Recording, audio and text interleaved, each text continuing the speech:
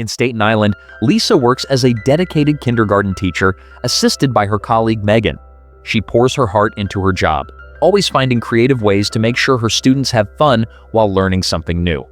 The children adore her, but deep down, Lisa often wrestles with a quiet sense of dissatisfaction. Once a week, she attends a poetry class taught by Simon. Although she puts effort into her writing, her poems are often met with polite dismissal, labeled as unremarkable or overly familiar. At home, her husband Grant remains endlessly supportive. He's always the first to read her work, offering encouragement and reminding her how much she means to him. Even after years of marriage, Lisa still cares for him deeply, but she quietly misses a spark, a deeper excitement in their lives. Their teenage children, Josh and Lainey, stay distant. Conversations are brief, and family dinners have become a rare occasion, with the kids preferring to order takeout and gather with friends in the yard rather than join their parents at the table. One afternoon, after her class wraps up for the day, Lisa notices one of her students, Jimmy, pacing the room while waiting for his pickup. To her astonishment, Jimmy begins reciting an original poem, speaking of beauty and life with a depth far beyond his years. Stunned by the unexpected brilliance of his words, Lisa quickly writes the poem down before Jimmy's babysitter, Becca, arrives. Before letting Jimmy leave, Lisa pulls Becca aside and asks a favor. If Jimmy ever says anything like that at home, she should jot it down. Later that evening, Lisa shares the poem with Grant. He agrees it's remarkable, though he admits it feels unsettling to hear such mature thoughts from a child. The following day in her poetry class, Lisa reads Jimmy's poem aloud, presenting it as her own. For the first time, her classmates respond with genuine praise, and even Simon offers a rare compliment. The reaction leaves Lisa both thrilled and curious, eager to hear more from the young boy. From then on, she keeps a closer watch on Jimmy, hoping to catch more glimpses of his talent. One afternoon on the playground, she overhears him say an inappropriate word. Seizing the moment, she calls him inside for a brief timeout.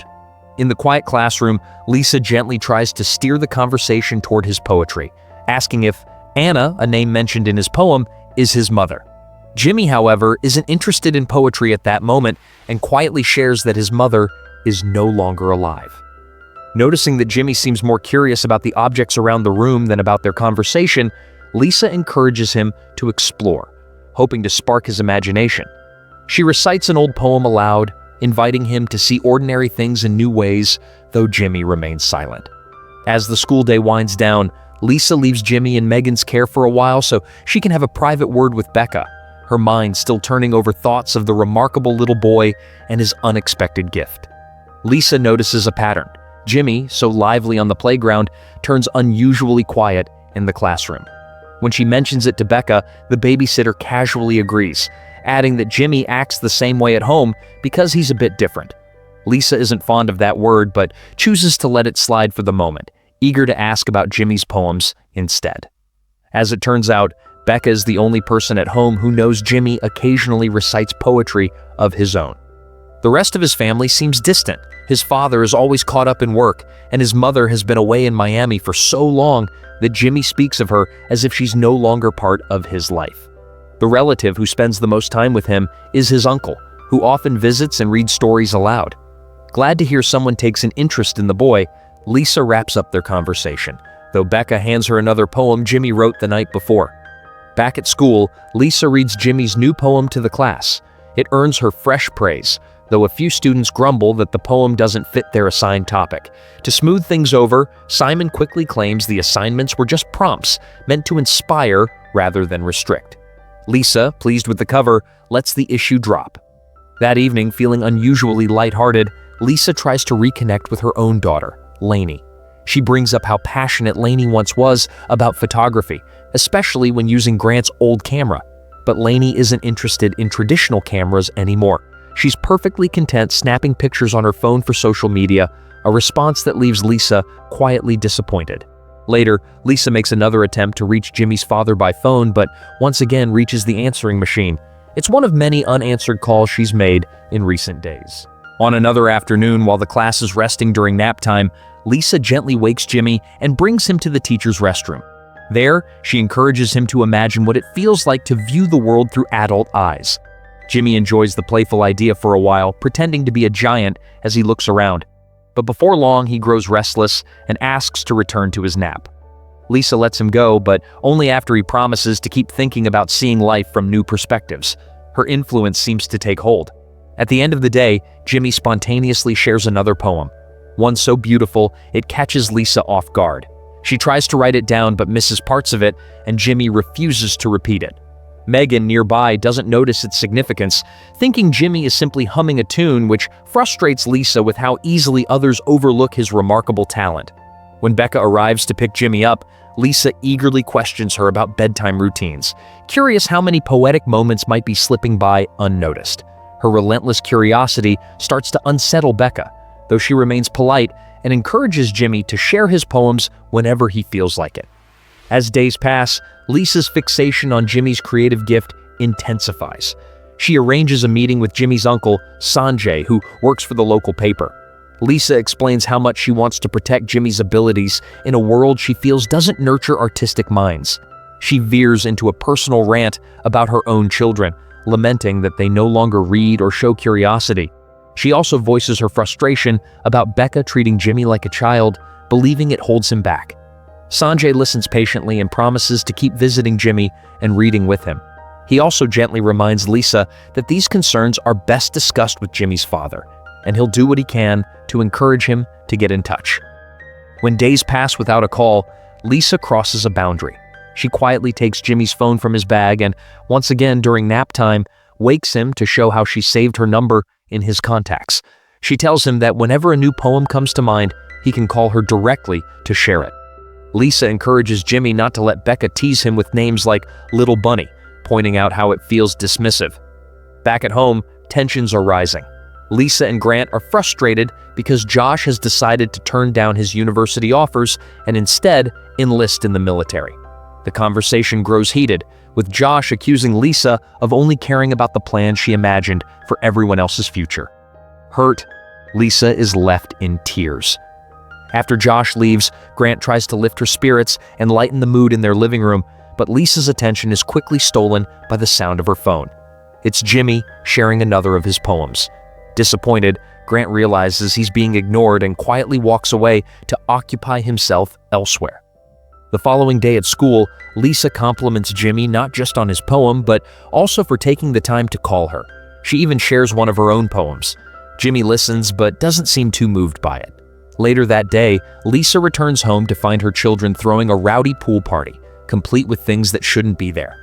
Furious, she confronts Lainey, venting her frustration about the lack of curiosity and intellectual conversation in the house. This only angers Lainey, who calls her mother out for never acknowledging the good things she does and for acting superior because she's taking a poetry class. Lainey storms off, leaving Lisa alone to retrieve a pack of hidden cigarettes in the garden and call Jimmy for a casual chat. A few days later, Simon summons Lisa to his office, praising her recent work and inviting her to read at a poetry event his favorite bar is hosting. Lisa eagerly accepts and shares with him the same poem she once read to Jimmy. But Simon's enthusiasm fades as he praises the other pieces, unaware those weren't truly hers. Lost in admiration for those earlier works, he gets caught up in the moment and makes a move on Lisa right there in the office. Though they share an intimate moment, it's clear Simon is more enchanted by the art than by Lisa herself. This interaction leaves Lisa deep in thought. She ultimately decides that Jimmy should be the one reading his poems aloud. When she proposes the idea, Jimmy agrees, and Lisa begins sneaking him away from class to practice in the school auditorium. Later, when Lisa grows tired of waiting for a call from Jimmy's father, Nikhil, she visits the bar where he works.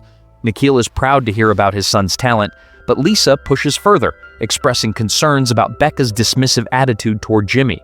Nikhil sympathizes, but is cautious. He doesn't want Jimmy to end up like Sanjay, a struggling writer working odd editing jobs. Lisa suggests babysitting Jimmy in the afternoons so she can expose him to art and learning without disrupting his normal routine. Nikhil agrees, but firmly insists that Jimmy cannot miss his baseball practice on Thursday. As Lisa starts caring for Jimmy, she takes him to museums and other stimulating places. When Thursday arrives, Lisa lies to Nikhil, claiming Jimmy isn't feeling well, and instead dresses him in a neat little suit for the poetry reading. Thanks to all the practice, Jimmy performs brilliantly on stage. When asked who wrote the poems, Lisa proudly admits they belong to Jimmy, not worrying about Simon's reaction. When an audience member asks who Anna, the subject of a poem, is, Jimmy softly says it's Megan, a girl he likes. This revelation crushes Lisa's hopes, and she rushes to the restroom in tears. Jimmy follows her concerned, but Lisa assures him how proud she is before asking him to wait outside. Once she collects herself and steps out, panic strikes when she can't find him. She soon discovers Jimmy sitting with Simon, but what follows is devastating. Simon tells Lisa she's no longer welcome in the class and accuses her of using a child's talent for personal attention. By the time they leave, it's late and Lisa decides to let the sleeping Jimmy rest on her couch for the night. When she climbs into bed, Grant wakes and asks whether she's ashamed of their own children. Lisa denies it, but her hesitation is telling. The next day at school, Lisa notices Jimmy's absence and anxiously waits for him to answer her calls. When his caller ID finally lights up her phone, it's Nikhil on the other end, furious about the poetry reading and announcing that Jimmy's being transferred to another school. Lisa returns to class, pretending all is well, but soon breaks down in front of her students. After work, she heads home, determined to set things right with her family first. She makes an extra effort with Grant and manages to gather the family for a rare dinner together. Lainey apologizes for her earlier outburst, and Josh shares his progress with military enlistment. For once, the evening feels warm and genuine. The following morning, Lisa leaves home with a suitcase in the car. Instead of heading to work, she trails Nikhil's vehicle to find out where Jimmy's new school is. Hours later, during recess, Lisa approaches the school's back fence and invites Jimmy to go swimming, something he loves. Jimmy, still fond of Lisa, agrees and tells her he's missed her, a moment Lisa interprets as reassurance. Together, they travel north toward a beach, with Lisa quietly revealing that their real destination is Canada. They spend a carefree afternoon in the water, with Jimmy so inspired by the day that he starts composing a new poem. That evening, they check into a hotel. While Jimmy takes a shower, Lisa begins hers, only to be startled by a noise. Jimmy has locked the door from the outside. Lisa tries to coax him with promises of ice cream and more adventures, but Jimmy remains firm, grabbing the phone to call for help. Realizing there's no way to change what's happening, Lisa steadies herself, helps Jimmy with the emergency call, providing the hotel's details and assuring him to tell responders she means no harm. After the call, Jimmy unlocks the door, and as Lisa dresses, he gently holds her hand, not wanting to see her sad. Minutes later, the authorities arrive, quickly bringing Jimmy to safety. Overwhelmed, Jimmy tries to share his newest poem, but no one stops to listen.